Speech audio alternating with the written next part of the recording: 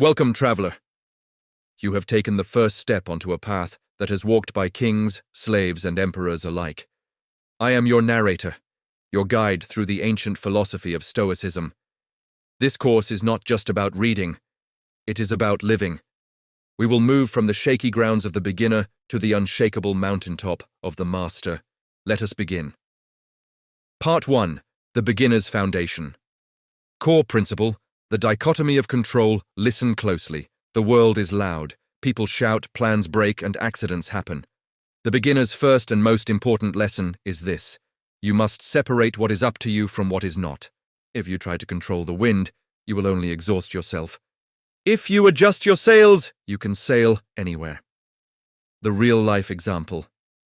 Imagine you are driving to work, and suddenly, traffic stops.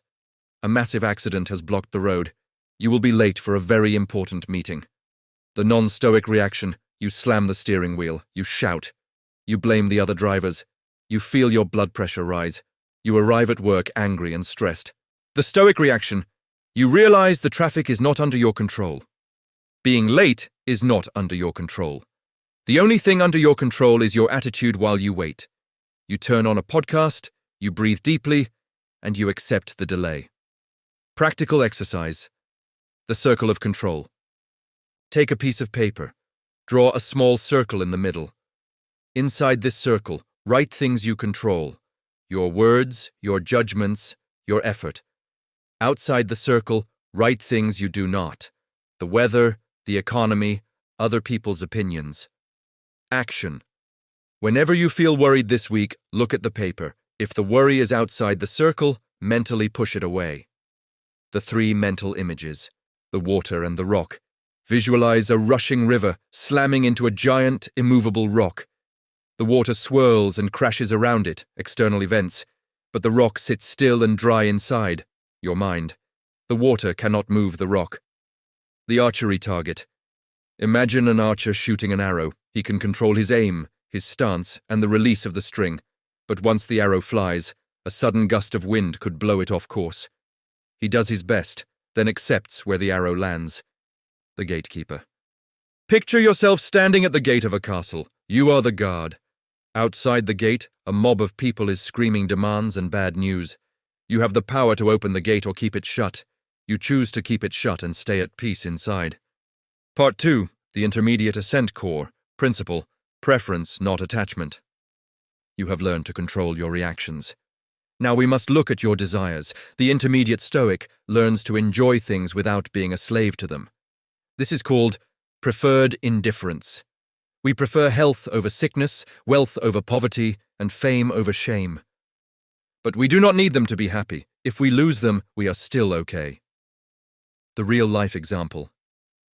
Imagine you buy a beautiful, expensive smartphone. You love it. 2 weeks later, you drop it on the concrete, and the screen shatters. The non-stoic reaction: you are devastated. My life is ruined, you think. I can't believe I was so clumsy. Your day is ruined because of a piece of glass and metal. The stoic reaction: you prefer a phone that works, certainly. But you realize it is just a tool. You think, it is unfortunate, but I am still alive. I still have my health. I can get it fixed, or buy a cheaper one. You are not attached to the object. Practical exercise: negative visualization. Once a day, sit quietly for 2 minutes. Imagine that you have lost something you value. Imagine your house is gone. Imagine your partner has left. Imagine you lost your job. Action. When you open your eyes and realize these things are still there, you will feel a wave of gratitude. This protects you from the shock of actually losing them later. The 3 mental images. The autumn leaf. Visualize a single green leaf holding onto a tree branch in autumn. When the wind blows, the leaf lets go gently. It does not fight the fall. It floats down peacefully. Be like the leaf, ready to let go when the time comes. The traveler with a heavy bag. Picture a traveler walking down a road. He is carrying a suitcase filled with gold bricks. He is sweating, tired, and suffering because he is terrified of being robbed. Another traveler walks by with only a small bag of essentials, smiling and enjoying the view. Travel light, the guest at a feast. Imagine you are a guest at a fancy party. The host passes around delicious wine. If the host offers you a cup, you accept it gratefully. If he passes you by, you do not demand it. You enjoy what is given, but you do not scream if you do not get it. Part 3. The Advanced Summit Core Principle, Amor Fati, Love of Fate. You are now at the peak. The advanced Stoic does not just endure what happens, they embrace it. This is Amor Fati. It means loving your fate, even the bad parts. Every obstacle becomes an opportunity to grow. The universe is not against you. It is you. The real-life example. Imagine you train for a marathon for a year. You wake up on race day, step out the door, and twist your ankle badly. You cannot run. The non-Stoic reaction. Why me? This is unfair. All that training for nothing. They fall into depression. The Stoic reaction. They accept the injury immediately. The ankle is broken, that is a fact. But now I have time. I can use this time to help other runners, or to study the theory of running, or to strengthen my upper body. They turn a disaster into a new path. Practical exercise. The view from above. When you feel overwhelmed by your own problems, stop. Close your eyes. Action. Visualize yourself floating higher and higher into the sky. Soon your city looks like a dot. Then your country looks small. Then the earth is a blue marble. Your worries seem tiny from this height. Remember that you are part of a great big universe.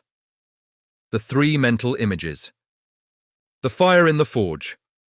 Imagine a blacksmith hammering a piece of iron. The hammer strikes are heavy and painful, life's problems. But every strike makes the iron stronger and sharper. The hammer is not destroying the iron. It is creating a sword. The weaving tapestry. Picture a giant, beautiful tapestry hanging on a wall. From the back it looks like a mess of tangled knots and chaotic colors, your life right now. But from the front, the view of nature, fate, every knot is necessary to make the beautiful picture. Trust the pattern. The boxer in the ring. Visualize a boxer. He doesn't pray for an easy opponent. He knows that getting hit is part of the fight. He uses the opponent's strength against them. He ducks, he weaves, and he says, "Bring it on. I will use this punch to become a champion." Narrator's closing. You have completed the course, but remember, student, Stoicism is not a destination, it is a daily practice. You will forget. You will get angry. You will stumble. That is human. Just pick yourself up, dust off your robes, and return to the path. The world is waiting. Be the rock, be the traveler, be the flame. Go in peace.